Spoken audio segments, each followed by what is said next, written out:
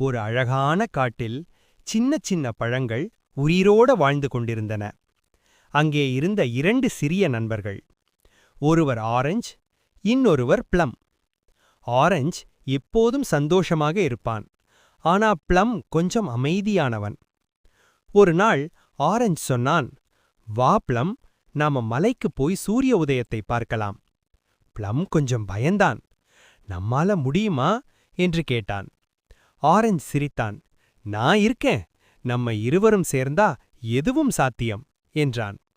அடுத்த நாள் அவர்கள் பயணம் ஆரம்பித்தார்கள். முதல் பாதை ரொம்ப அழகாக இருந்தது. பறவைகள் பாடின, காற்று வீசியது. ஆனா திடீரென்று ஒரு பெரிய ஆறு வந்தது. ப்ளம் கவலைப்பட்டான். நம்ம எப்படி கடக்கலாம்? ஆரஞ்சு யோசித்தான்.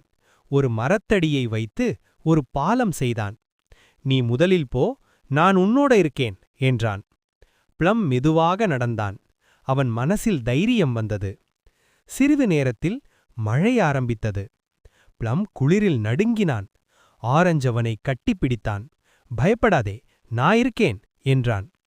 இறுதியாக அவர்கள் மலை உச்சியை அடைந்தார்கள். அந்த நேரத்தில் சூரியன் மெதுவாக உதயமானது. வானம் அழகான நிறங்களில் மாறியது. ப்ளம் கண்களில் சந்தோஷம். "ஆரஞ்சு, நீ இல்லாம நான் இங்க வர முடியாது" என்றான். ஆரஞ்சு சிரித்தான். "நண்பர்கள் அதற்குத்தான்" என்றான். அந்த நாள் முதல் ப்ளம் தைரியமானவனாக மாறினான். இருவரும் சேர்ந்து இன்னும் பல சாகசங்களை தொடங்கினார்கள். நண்பர்கள் இருந்தால் வாழ்க்கை எப்போதும் இனிமையானது.